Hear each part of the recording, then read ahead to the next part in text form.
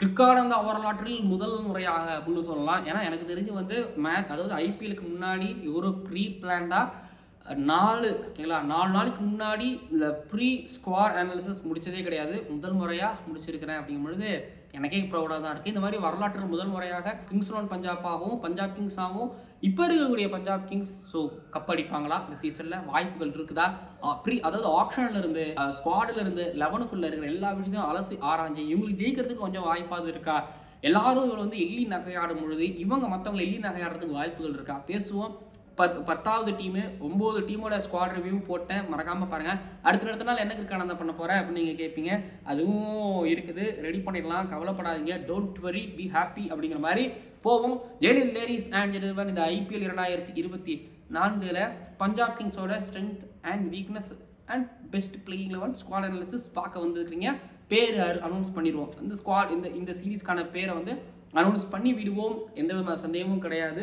So first of all வந்து பார்த்தீங்க அப்படின்னா ஆக்ஷன்லேருந்து ஆரம்பிக்கிறேன். போன வருஷத்துலேருந்து இந்த ஆக்ஷன் வரைக்கும் வரும்பொழுது பார்த்தீங்கன்னா பஞ்சாப் கிங்ஸ் பொறுத்த வரைக்கும் போன சீசனில் வந்து தவான் கொஞ்சம் இன்ஜூரியில் இருந்தார். அதனால் சாம் கரன் கொஞ்சம் கேப்டன்சி பண்ணவும் வாய்ப்பு கிடைச்சது அவருக்கு.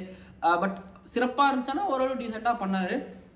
அதுக்கப்புறம் வந்து பார்த்தீங்க அப்படின்னா பேட்டிங்கில் பானுகா ராஜபக்ஷலாம் இருந்தார். இருந்தும் பொழுதும் வந்து பார்த்தீங்க அப்படின்னா 170 ரன்னு 8 விக்கெட் போயிடும், இன்னும் 4 ஓவர் இருக்கும். எல்லா நேரத்திலும் இப்படியே தான் இருந்தது. அவங்க நினச்சா அசால்ட்டாக ஒரு 200 ரன் 240 ரன் கொண்டு போகலாம். ஷாருக் கான் இருந்தார், அவ்வளோ சிறப்பாக அவர் ஆடலை. அதுக்கப்புறம் சிக்கந்தர் ரசாவுக்கு நிறைய மேட்சஸ் வாய்ப்பு கிடைச்சிது. சார் நின்று அவர் ஆங்கர் ரோல் பண்ணுறதுக்கு அங்கே ஒருத்தவங்க எல்லாம் டமால் அடிச்சுட்டு இருக்கிறாங்க. நின்று ஆடுறதுக்கு ஒருத்தவங்க வேணும். சரி எல்லாம் 30 ரன் அடித்தாலும் அது 200 ரன்னுக்கு மேலே கன்வெர்ட் ஆச்சா அப்படின்னா ஒரு 20-30 ரன் கம்மியாச்சுங்கிறது தான் பெரிய பிரச்சனையே. பட் இந்த வருஷம் ஆப்ஷனில் எடுத்தாங்களா? ஆப்ஷனில் ஆங்கர் ரோல் ஆடுற அளவுக்கு பிளேயர்ஸ் அவங்க எடுக்கவும் இல்லை. அது மனிஷ் பாண்டே கிட்ட போல, ஒரு கேஎஸ் பரத் கிட்ட அவங்க போல, சரி ஓகே ஒரு கருண் நாயர் கிட்ட அவங்க போல, இந்த மாதிரி வந்து பார்த்தா ஒரு ஆங்கர் ரோல் ஆடக்கூடிய ஒரு பிளேயர்ஸ் கிட்ட அவங்க போல. இதுக்கு முன்னாடி கேஎல் ராகுல்லாம் இங்கே தான் இருந்தார். பட் அந்த மாதிரி அந்த கைண்ட் ஆஃப் பிளேயர் அவங்க எடுக்கலைங்கிறது அவங்களுக்கு இருக்கக்கூடிய மிகப்பெரிய ஒரு பிரச்சனை ஒன்று. ஸோ இப்போ அந்த பிரச்சனை ரிஃப்ளெக்ட் ஆகும்னா டெஃபினட்டாக ஆகும். பட் பவுலிங்கை பொறுத்த வரைக்கும் வந்து பார்த்தீங்கன்னா எனக்கு நம்ம பெரிய பிரச்சனை கிடையாது. இப்போ KG Rabada, Sam Curran, Harpreet Brar, ராகுல் சஹர், ஹர்ஷ்தீப் சிங், ஸோ இவங்க இப்படி போகலாம்ல. ரிஷி தவான்லாம் இருக்கிறாரு. இப்போ ரிஷி தவானை இவங்க எந்த அளவுக்கு ஆட வைப்பாங்கன்னு எனக்கு தெரியல. பட் ஆனால் அவர் ஒரு அடியில் ஒரு ஆல்ரவுண்டர் அங்கே ஆடணும் அப்படின்னா ரிஷி தவான். ஸோ எனக்கு இந்த மிடில் ஆர்டரில் எந்த மாதிரியான என்ன கைண்ட் ஆஃப் பிளேயர்ஸ் எடுக்க போகிறாங்கன்னா ஓவர்சீஸ் பிளேயர்ஸ் நிறைய எடுக்கவும் முடியாது. சில பல பிளேயர்ஸ் நீங்கள் பெஞ்ச் பண்ணணும். இப்போ மேலே தவான், பேர்ஷோ, பிரபாஸ் சிம்ரன் கண்டிப்பாக ஆட வைப்பாங்க. ஒரு 2-3 பஞ்சாபி பிளேயர்ஸ் கண்டிப்பாக ஆடுவாங்க. பிரபாஸ் சிம்ரன், ஜிதேஷ் சர்மா, அதுக்கப்புறம் ஹர்ப்ரீத் பரார், ஹர்ஷ்தீப் சிங், ஜிதேஷ் சர்மா, பிரபாஸ் சிம்ரன், ரிஷி தவான் ஹிமாச்சல் பிளேயரு. ஸோ அதனால் வந்து பார்த்தீங்கன்னா ஒரு 4-5 பிளேயர்ஸ் வந்து இவங்களே ஆடிடுவாங்க. இது போக வந்து பார்த்தீங்க அப்படின்னா Kagiso Rabada, Sam Curran, Dhawan, Bairstow, Liam Livingstone இவங்க தான் ஆடுவாங்க. ஹர்ஷல் பட்டேல், ஒருவேளை ராகுல் சகர் யாராவது ஒருத்தவங்க ஆடுவாங்க. சரி அவங்களுக்கு ஆப்ஷன்ஸ் இருக்குது. இப்போ ராகுல் சகரா ஹர்ப்ரீத் பரார்னா அவங்க ஹர்ப்ரீத் பரார் தாங்க மேக்ஸிமம் போவாங்க. ஏன்னா பஞ்சாப் பிளேயர் கண்டிப்பாக அவங்க பஞ்சாப் கிங்ஸுக்கு மேக்ஸிமம் ஆட வைக்கணுங்கிறது வந்து ஒரு எழுதப்படாத ஒரு ரூல். அப்போலேருந்து வந்து பார்த்தீங்கன்னா ஒரு பஞ்சாப் பிளேயர் 2-3 பஞ்சாப் பிளேயர்ஸ் டீமில் இருப்பாங்க. 2 பேராக இருப்பாங்க. அவங்க பொட்டன்ஷியல் வேறு நிறைய பேருக்கு இன்க்ரீஸ் ஆகிட்டே இருக்கும்போது ஸோ அவங்க அப்படி தான் ஆடவும் வைப்பாங்க. ஸோ இதுதான் ஸ்குவாட் லெவல்ஸ் பொறுத்த வரைக்கும் இதுதான். பட் இதில் யார் நின்று ஆட போகிறாங்க அப்படிங்கிற ஒரு கேள்வி இருந்துக்கிட்டு இருக்கல. தவான், பேர்ஷோ, பிரபாஸ் சிம்ரன், லியம் லிவிங்ஸ்டன், ஜிதேஷ் சர்மா, ரிஷி தவான் 5 விக்கெட் வரைக்கும் பேட்டர்ஸ் அப்படின்னா இதில் நின்று ஆட போகிறது யார்? ரிஷி தவான் ஒரு ஆல்ரவுண்டராக சேர்ப்பா எந்த அளவுக்கு அவர் கொண்டு போவார் அப்படிங்கிறதும் பெரிய கேள்வி. இது தாண்டி வந்து பார்த்தீங்க அப்படின்னா கிறிஸ் வோக்ஸ் இருக்கார். இப்போ கிறிஸ் வோக்ஸ் நீங்கள் கொண்டு வரீங்கன்னா ஃபாரினரில் நீங்கள் ரபடாவோ இல்லைனா சாம் குரனோ நீங்கள் இழக்க வேண்டியது இருக்கும் அப்படிங்கிறது ஸோ ஒன்று இருக்குது. ஸோ இதை தாண்டி ஒரு தானே தியாகராஜன், ஒரு சிக்கந்தர் ரசா, இவங்க எல்லாத்துக்கும் வாய்ப்பு கிடைக்குமான்னா இவங்களாம் செகண்ட் சாய்ஸ் பிளேயராக இருப்பாங்க. ஃபர்ஸ்ட் சாய்ஸ் பிளேயர்ஸாக ஸோ நான் சொன்ன இவங்க தான். ரைலி ரிசுவுமே வந்து பெஞ்ச் பண்ணப்படுவார். ஏன்னா பிரபாஸ் சிம்ரன் நீங்கள் டாப் ஆர்டரில் எங்கேயாவது ஆட வச்சாகணும். இப்போ லியம் லிவிங்ஸ்டனை வந்து ஓகே ஒன்று வேளை லியம் லிவிங்ஸ்டன் நான் பெஞ்ச் பண்ணுறேன் ஓகேங்களா.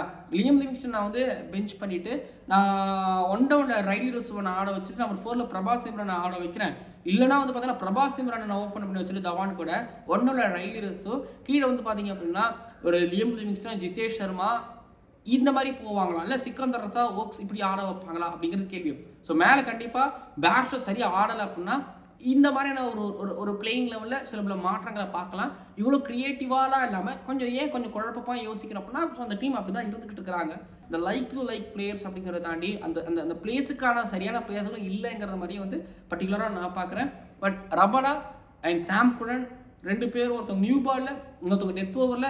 ஹர்ஷல் பட்டேல் ஆர்சிபியில் இருக்கும்போது அவ்வளோ ட்ரோல்ஸ் கலாய். பட் ஆனால் மொஹாலின்னு வரும்பொழுது பிச் ரொம்ப பெருசு, இந்த சாயில் மேபி செகண்ட் லேயர் அப்படிங்கிறது மேபி உடையும் பொழுது டெஃபினட்டாக அவ்வளோ ஸ்லோவஸ்ட் பால்கள் இந்த ஒர்க்கட்டாக மொஹாலி கிரவுண்ட் ரொம்ப பெருசுங்கிறதுனால ஹர்ஷல் பட்டேல் கொஞ்சம் ஒரு மாதிரி ரேட்டடாக இருப்பார்னு நினைக்கிறேன். ஹர்ஷ்தீப் சிங் மிடில் ஓவர்ஸில், டெத் ஓவரில், நியூ பாலில் ஸோ போடக்கூடியவங்க. பவுலிங் அட்டாக் பிரச்சனை கிடையாது ஓகேங்களா.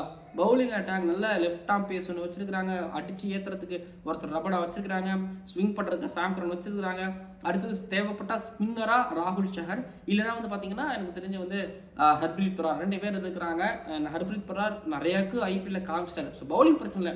மேலே பேட்டிங்கில் யார் என்ன பொசிஷன் வருவாங்க, ரஹானிக்கு ஒரு பொசிஷன் கொடுத்து இங்கே ஆடுங்கன்னு சொன்ன மாதிரி இங்கே இருக்கிறவங்க யாராவது ஒருத்தவங்களுக்கு பொசிஷன் மாற்றி கொடுத்து ஆடுவாங்களா அப்படிங்கிறதும், அண்ட் தவான் ஒரு ஆங்கர் ரோல் ஆடுறது மற்றவங்க எந்த அளவுக்கு ஒரு ரன்னை கொண்டு போக போகிறாங்கிறதும் மிகப்பெரிய ஒரு கேள்வியாக இருக்குது. அண்ட் ஒன்றும் மோசமான டீம் கிடையாது, ரொம்ப ஒஸ்ட் டீம்லாம் கிடையாது, நல்ல டீம் தான் ஓகேங்களா. பட் எப்படி ஆட போகிறாங்க, அன்னிடேக்கு எப்படி ஆட போகிறாங்க அப்படிங்கிறது தான் ஒரு கேள்வி. ஒரு மாதிரி சிறுன்னு இல்லாமல் நின்று நிதானமாக 220 அடிக்கணும் டீமே சேர்ந்து அப்படிங்கிற மாதிரி டீமாக தான் இருக்குது. ஆனால் நிதானமாக ஆடுவாங்களான்னா பெரிய கேள்வி. பிரபாஸ் இம்ரான் அட்டாக்கர், அது எந்த விதமான சந்தேகமும் கிடையாது. ஆனால் ஆன் அண்ட் ஆஃபாக இருக்கக்கூடாது, கன்சிஸ்டண்டாக இருந்துகிட்டு இருக்கணும். வந்தார்னா டேய் அப்படிங்கிற ஒரு பயத்தை கொடுக்கணும். ஏன்னா ஒரு மேட்ச் எம்ஐ கிட்ட அவங்க இப்படி தான் ஜெயிச்சாங்க. பிரபாஸ் இம்ரான் 100 அடிச்சார். ஜித்தேஷ் T20 வேர்ல்டு கப் கண்டக்டராக இருந்துகிட்டு இருக்கிறாரு. அவர் வந்தாரா 30-40 அடிப்பார். போன வருஷம் என்னோட ஃபேவரட் விக்கெட் கீப்பராகவும் ஆல்மோஸ்ட் இருந்துகிட்டு இருந்தார். பட் பார்ப்போம், கண்டிப்பாக ஒரு 4 ஃபாரினர்ஸ் நீங்கள் உட்கார வைக்க முடியாது. ஸோ ரபடா, சாம் கரன் கண்டிப்பாக இருப்பாங்க. இதில் பேர்ஷோ, லியம் லிவிங்ஸ்டன், ரைலி ரசூ, சிக்கந்தர் ரசாங்களா, இந்த 4 பேர் 2 பேருக்கான காம்படிஷன்.